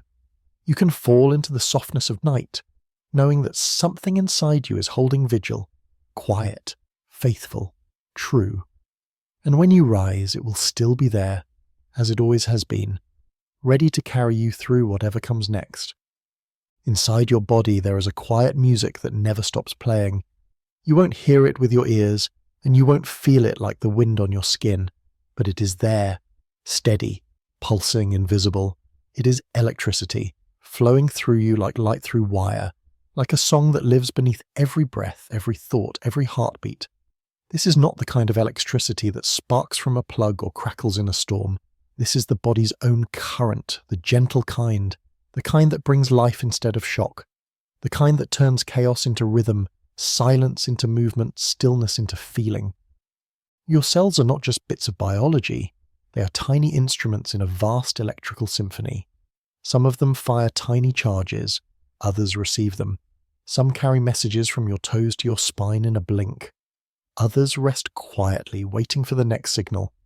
And it is all made possible by ions, tiny charged particles that move in and out of cells like whispers. Sodium, potassium, calcium, they dance through the membranes of your cells, shifting balances, creating voltage, sending signals. With every shift, something happens. A muscle twitches, a thought forms, a breath is drawn. The brain, that soft, folded mass inside your skull, is where this electrical song begins its most intricate melodies. Every idea, every memory, every flicker of attention is born from the firing of neurons, cells that use electricity to talk to each other. These neurons are not shouting, they are sparking. Each one sends a pulse down a long tail called an axon, like a wave travelling along a string. When the pulse reaches the end, it causes chemicals to release into the tiny space between cells, and the next neuron picks it up, firing its own pulse. This happens over and over, millions of times per second. Thoughts, emotions, decisions, all are shaped by this electric cascade. And yet the brain is not the only place where this current flows. Your heart too depends on electricity to beat. Deep inside it, a cluster of special cells creates a regular electrical signal. That signal moves through the heart in a perfect pattern, telling the muscle when to contract. First the upper chambers squeeze, then the lower ones. This keeps your blood flowing to your brain, to your skin, to your lungs. If the signal falters, so does the rhythm. But as long as it flows, your body moves forward, one quiet beat at a time. Even your muscles listen to this electricity. They do not act on their own. They wait for signals, tiny electric charges, sent from your brain through your nerves. These nerves branch out like trees, reaching into every part of you. When you decide to move your hand, your brain sends a signal down your spine, out through your arm, to the muscle. The muscle contracts, the hand moves, and all of it happens in less than the blink of an eye. It feels like magic, but it is not. It is electricity, yours, silent, sure, alive. Even the way you feel the world depends on electrical signals. When you touch something warm, receptors in your skin send signals to your brain. When you see light, cells in your eyes convert that light into signals. When you hear a voice, vibrations in your ear become electrical messages. Your brain takes all of this and builds your experience, a world made from electric pulses, translated into colour, sound, shape, warmth. Everything you know has passed through these tiny currents. And these signals don't just travel, they sync. When neurons fire together, they form patterns. These patterns create brainwaves, gentle pulses of electricity that move through your brain like waves on the ocean. When you're awake and alert, the waves are fast and sharp. When you're relaxed, they slow. When you sleep deeply, they move in long, rolling rhythms. The brain is not just a collection of sparks. It is a sea of waves, always changing, always responding to what you feel, what you think, what you do. But the body's electrical system is delicate. It depends on balance. If the levels of sodium or potassium are too high or too low, the signals may slow or stop. If a nerve is damaged, the messages may not arrive. If a heart rhythm goes off course, the beat may become irregular. This is why your body is always adjusting, keeping the balance, tuning the rhythm, protecting the flow. The nervous system, the bloodstream, the cells themselves, all are constantly listening, adapting, maintaining the quiet song that keeps you alive. This electrical symphony is not just functional, it is beautiful. It is what lets you speak, walk, dream, remember, create. It is what lets you smile when you see a friend or pause in awe when you hear music that moves you. And it is always changing. No 2 days carry the exact same patterns. Your body is like an orchestra improvising, responding to mood, to need, to memory, to presence. Some parts play louder, others rest, but all are connected, all are essential. And just like any symphony, it can grow tired. When you're overwhelmed, when your mind is racing, when your thoughts won't quiet, the electrical signals begin to lose harmony. They fire too fast, they overlap, the rhythm becomes jagged. And that's when the body asks for rest, for breath, for stillness. Not because it is broken, but because it is seeking balance again. And you can help it. When you breathe slowly, when you close your eyes, when you feel gratitude or kindness, the electrical patterns begin to shift. The waves smooth out, the signals slow, the symphony calms, and the body remembers how to play in harmony once more. So even now, as you sit in stillness, there is a song moving through you. You cannot hear it, but you are made of it. Every thought, every breath, every heartbeat is part of it. You are not just a listener, you are the music. And this quiet electricity, this endless living rhythm, is your life moving through you like light through wire, like stars pulsing across a distant sky. Let us wander further into this invisible music, where the soft pulses of electricity carry every breath, every blink, every flicker of memory. Though you cannot see them, these electrical signals are moving right now, flowing gently through your nervous system like a current under the surface of a quiet sea. And just like the sea, they are always in motion, never still, never silent, always humming with potential. Your body, though it seems solid, is full of this ocean, this endless electric dance that connects cell to cell, thought to feeling, moment to meaning. Imagine your spinal cord as a great river, wide and steady, flowing down from the base of your brain. Branching from it are thousands of nerves, reaching into every corner of your body like tiny streams. These nerves are lined with cells called axons, long and thin, wrapped in a soft coating of myelin. This coating, like insulation around a wire, helps the electrical signals travel faster and with more precision. And travel they do, some at over 200 miles per hour, making decisions before you even know you've made them. Reacting to the world with a speed and grace that no machine can match. This is how your body speaks to itself. A stubbed toe, a raised hand, a racing heart, all begin with a signal. The body collects information through the senses, sends it to the brain, receives instructions back.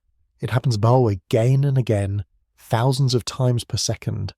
It is not a conversation of words, but of impulses, electrical flashes, crossing tiny gaps called synapses. And though each signal is small, together they form the orchestra of your life. Your laughter, your tears, your steps and stillness all carried on this unseen current. And what happens when this current is disrupted? When injury or illness interferes with the flow? The system can falter. A numbness may appear. A muscle may stop moving. A message may never arrive. But even in these moments, the body tries to find another path. It builds new connections. It learns. It rewires.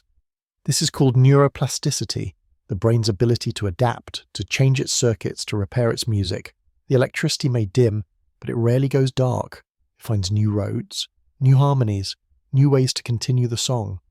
You can feel this electricity when your skin tingles in anticipation, when your stomach flips before speaking, when your heart races without warning.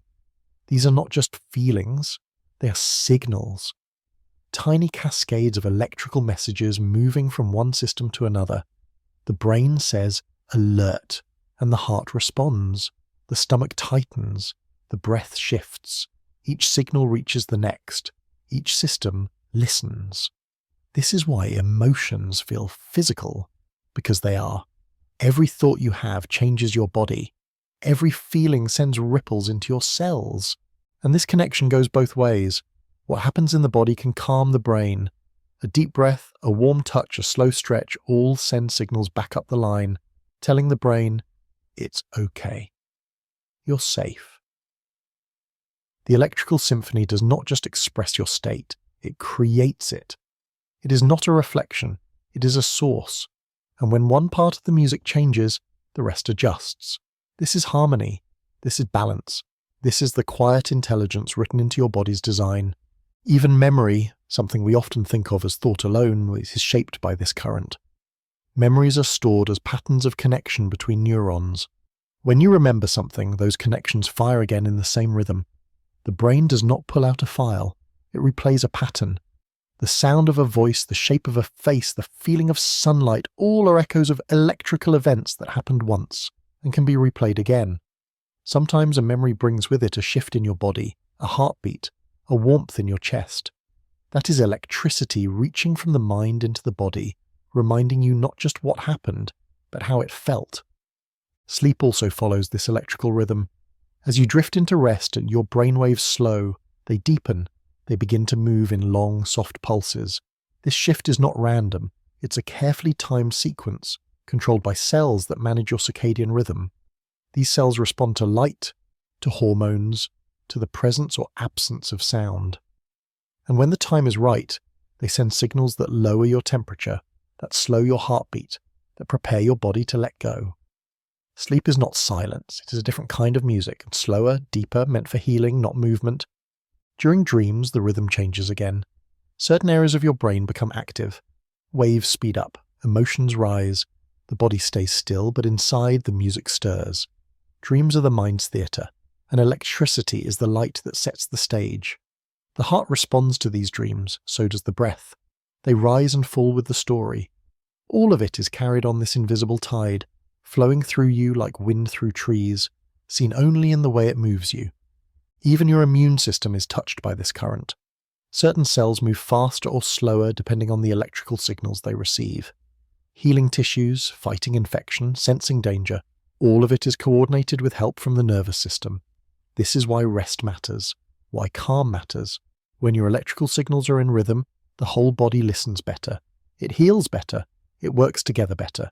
You're not just resting, you're tuning the orchestra. You're reminding your cells of the music they know. And though this current is soft, it is powerful. When it is disrupted by fear, by overstimulation, by illness, it can throw the whole system off. But it can also be soothed through breath, through sleep, through kindness, through stillness. You don't need a machine to find this balance. You already have the tools. You are the instrument. You are the conductor. You are the listener. And all of it, every system, every cell is ready to respond when you begin to return to your rhythm. So even now, as you sit quietly, as your breath moves in and out without force, know that your electrical symphony is playing, not loudly, not for others, but for you. It is the music that makes your body alive, your mind aware, your spirit rooted in presence. It is always with you, not just energy but language, not just impulse but meaning, not just biology but song. Now let us complete this journey through your inner current, tracing the final soft arcs of electricity that illuminate your body from within.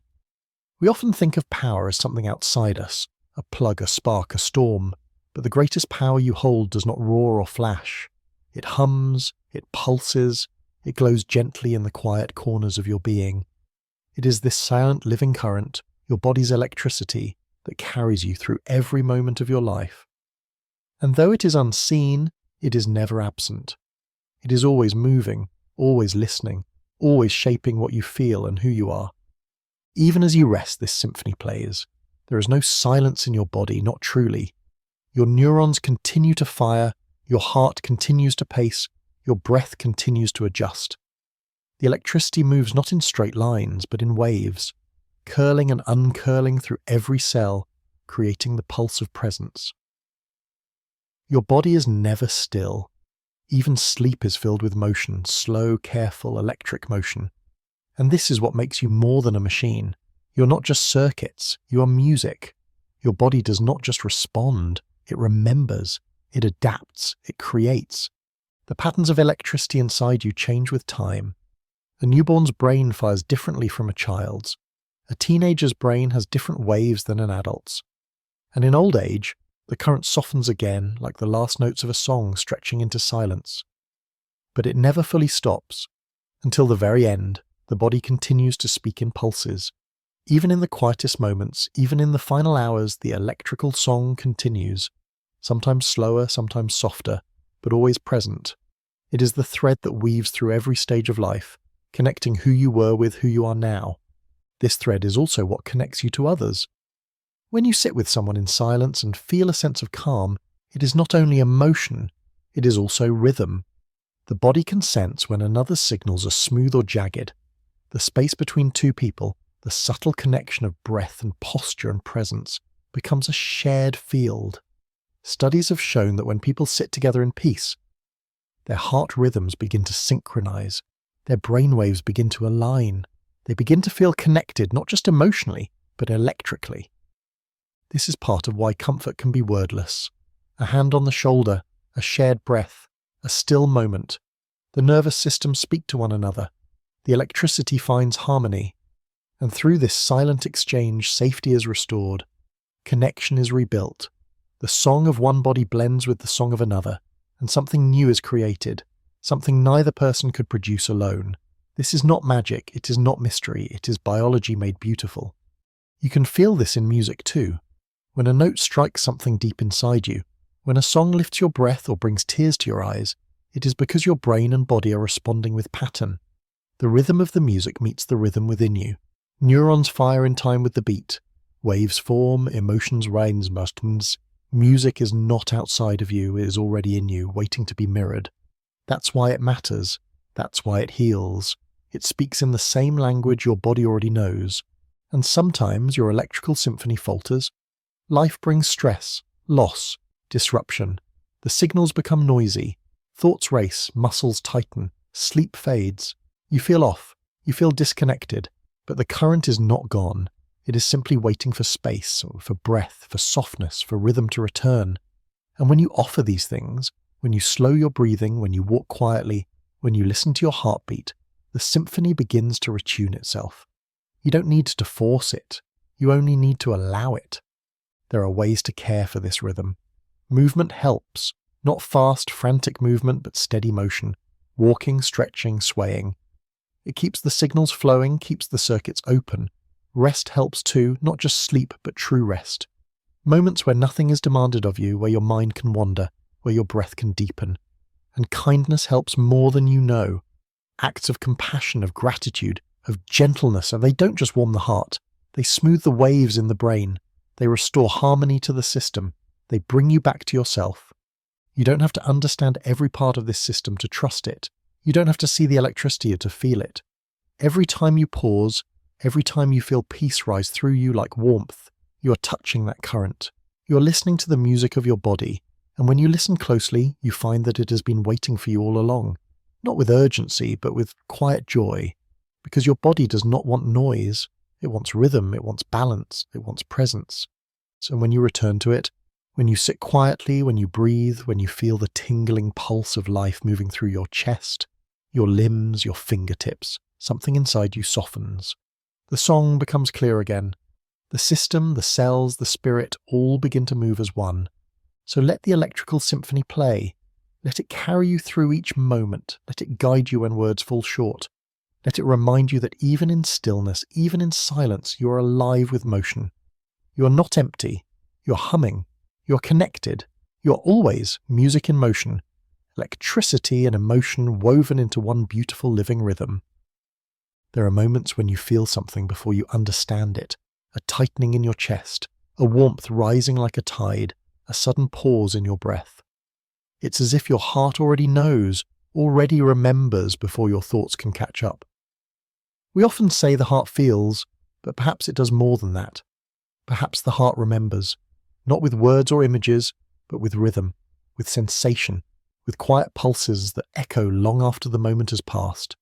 There is a memory written into your heartbeat, not the kind you tell as a story, but the kind your body carries in silence. From the beginning, your heart has been shaped by experience. Every rise in joy, every fall into grief, every quiet in between, all of it has touched the rhythm of your heart. When you were young, a laugh could make it flutter. A loud sound could make it race. A gentle lullaby could slow it like waves rolling onto a calm shore. The heart learned these rhythms before you could name them. And though the moments passed, the heart remembered the patterns. So even now, years later, a similar sound, a similar light, a familiar scent might shift your heartbeat again. Not because you're thinking, but because your heart recalls. This memory is not sharp like a photograph. It is soft like a shadow, like the scent of rain on old earth. It lives not in the mind's language, but in the body's rhythm. When you return to a place where you once felt safe, the heartbeat softens. When you hear a voice that once brought comfort, the rhythm slows. These are not thoughts. These are echoes. This is the body remembering something that mattered, something it held, something it trusted. The science behind this is as real as the feeling. The nervous system carries signals between the heart and the brain constantly, a two-way road of sensation and response, and the patterns that get repeated, especially in moments of strong emotion, become familiar. The heart learns them, stores them as part of its rhythm. These patterns aren't stored like files. They are stored in how easily the heart responds, in how quickly it slows when comfort returns, in how steadily it beats when you feel at peace. The more often these feelings are experienced, the easier it becomes for the body to return to them. This is emotional memory, not made of thought, but of response. And this kind of memory can be tender. It can make you tear up for no reason when a song plays. It can make your hands tremble when you walk into a room you haven't seen in years. It can make your body tighten when you smell something that reminds you of someone you miss.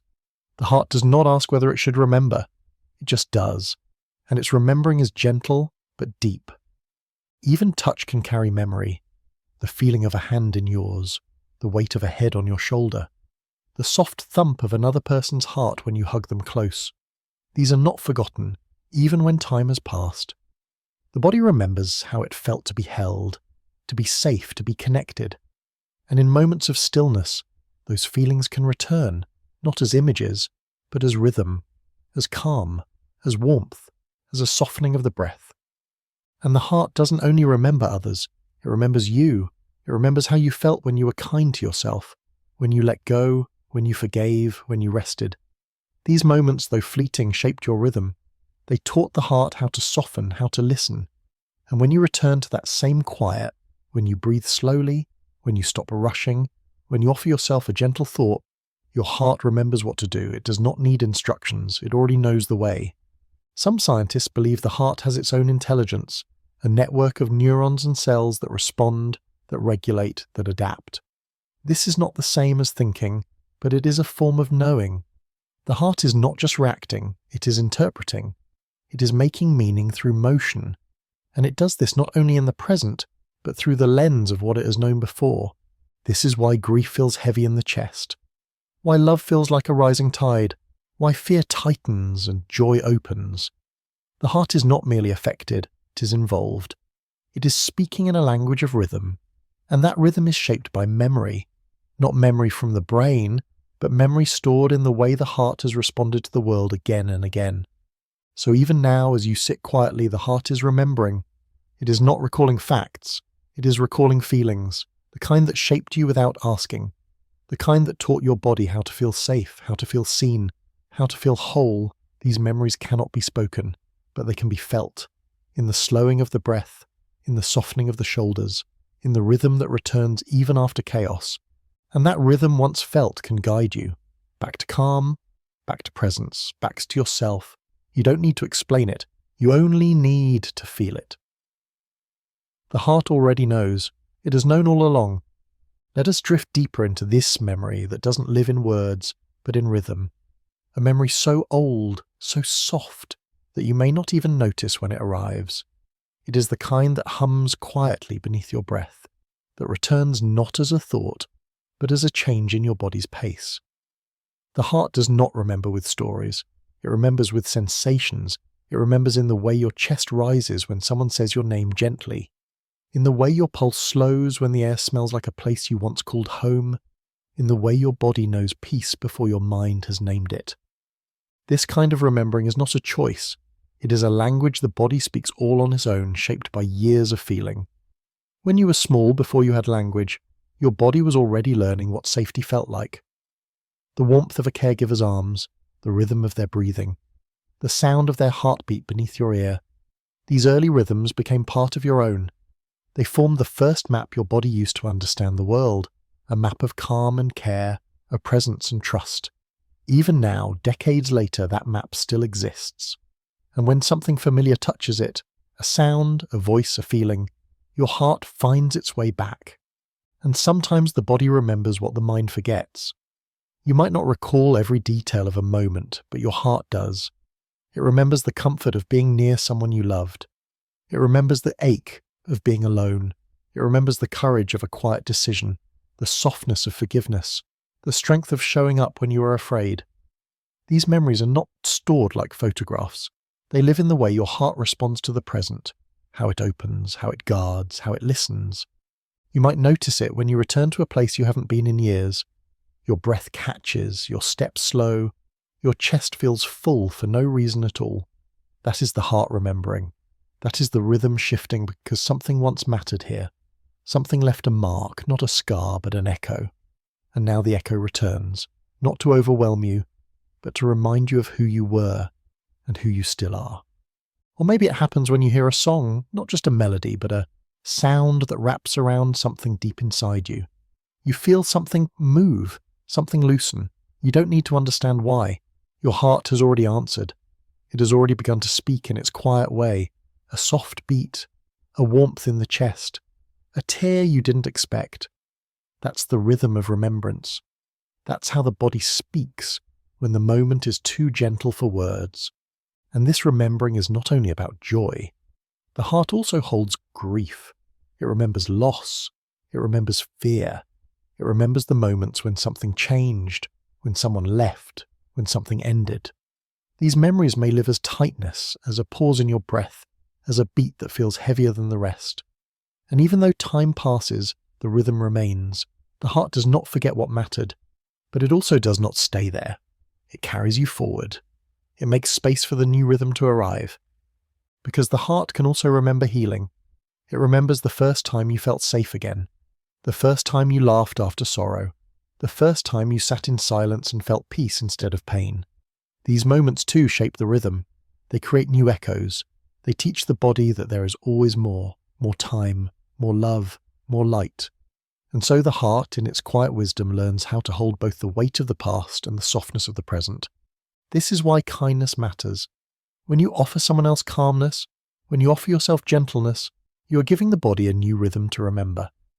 You're helping the heart learn a new song, one it can return to in the quiet, when the world is too much, one that says, "You're safe, you're loved, your home, and it doesn't take much. Sometimes a few deep breaths are enough. Sometimes sitting under a tree feeling the ground beneath you is enough. Sometimes closing your eyes and remembering the sound of someone who made you feel whole is enough. The body is always listening, the heart is always learning, and the rhythm is always ready to shift, not through force but through presence. Even moments of stillness carry power. When you sit quietly with yourself, when you let the silence unfold without filling it, the heart remembers what it's like to be unhurried. It slows, it softens, it settles. You may not feel the change right away, but it happens, a small shift in rhythm, a tiny return to balance, a reminder that peace is not outside of you, it is inside you waiting. And over time, these moments gather. They form a new memory, not of places or people, but of how it feels to be whole, how it feels to breathe without fear, to feel your heartbeat and not be afraid of what it means, to sit with yourself and know you're enough. These memories, these rhythms shape the way you move through the world. They become the melody that plays beneath your thoughts, the pattern your body returns to when it needs rest, when it needs truth, when it needs to remember. The heart is always listening, and it remembers more than you know. It remembers how to find calm, it remembers how to feel joy, it remembers what it means to be present. And even when life gets loud, even when you feel lost, that rhythm is still there, waiting for you to feel it once more. Now let the rhythm slow, let it soften, like the hush of evening falling gently on the edge of day. The heart is still beating, not loudly, not urgently, but steadily, faithfully, like it always has. As you rest here, surrounded by stillness, it's easy to forget how much your heart does, not just as a pump, but as a listener, a memory keeper, a quiet presence that has followed you through every single moment of your life. It was there before your first words. It will be there after your last thoughts fade. And all along the way, it has remembered what you've felt, what you've lost, what you've held close. This final rhythm is one of reflection. Your heart carries echoes of every soft morning, every deep laugh, every trembling goodbye. It has kept the time of your life, not by ticking like a clock, but by adjusting its pace to your joys and sorrows. When you were filled with wonder, it beat a little faster. When you found peace, it settled into quiet. When you were hurt, it tensed, and when you healed, it loosened again. It has been the mirror of your inner world, always honest, always listening, always trying to match the rhythm of your truth. Some believe the heart is simply a muscle, but you know better now. It is also a home, a space inside you that holds not just blood, but memory, not just motion, but meaning. Every beat it offers is shaped by what has come before, by the people you've loved, the places you've stood still in wonder, the nights you've cried in silence, the days you've walked with strength you didn't know you had. The heart doesn't speak, but it tells a story all the same, and that story is yours. And even in quiet moments like this, the heart continues to write. Right now, as you listen, as you breathe, as your thoughts slow and soften, your heart is adjusting. It feels the calm and it responds. Its rhythm grows smooth. Its signals become steady. This is what it knows how to do, to shape itself around the life you are living, to adapt to your emotion, to mirror your breath, to hold you steady when your mind wanders too far. It is a guide that never leaves, a presence that asks for nothing yet gives everything. And because the heart remembers, it also learns. It can learn peace, it can learn safety, it can learn to let go. Even if the past was loud, even if the rhythms once carried pain or fear, the heart is never locked in what was. It is always listening for what is. So every moment of kindness, every breath taken with care, every time you slow down and listen within, these teach the heart a new way to beat, a new rhythm to follow, a new memory to carry. This is why rest matters, why stillness is not a luxury but a kind of nourishment. When you pause, the heart pauses too, not in motion but in tension. It finds softness. It remembers that not every beat must be a response to pressure, that some beats are just for you, for peace, for presence, and in that space the heart finds balance again. You can give this gift to yourself as often as you need. You don't need a perfect setting, just a quiet breath, a soft intention, a willingness to let the body settle. The heart will take that cue, it will hear it, and it will begin to hum in time with your calm. You may not feel it at first, but it is happening. Beneath the noise of your thoughts, beneath the story of your day, your heart is listening, and slowly it begins to remember how to feel safe again. And this safety, this rhythm of calm, is something you can carry with you. Into noise, into stress, into uncertainty. Like a song that plays softly in the background, steady and patient. You may forget it for a while, but it will still be there. The more often you return to it, the easier it becomes to hear. The faster the body recognizes the path. The smoother the heart settles into that remembered rhythm. And one day, without effort, you might notice that you are breathing more slowly, that your shoulders are not as tense, that your thoughts have space between them, and you will realize your heart remembered. It found the rhythm again. It followed the path back to balance. It guided you without needing words. So trust that memory. Let it hold you. Let it carry you through moments of doubt. Let it remind you that your body knows how to find peace, even when your mind forgets, that you are not alone in seeking calm. The heart is with you, every step, every breath, every beat, and it remembers. It remembers the feeling of safety, the softness of rest, the lightness of joy, the truth of presence, and it will guide you there again and again as many times as you need, for as long as you live. The heart never stops learning, and it never forgets how to love you.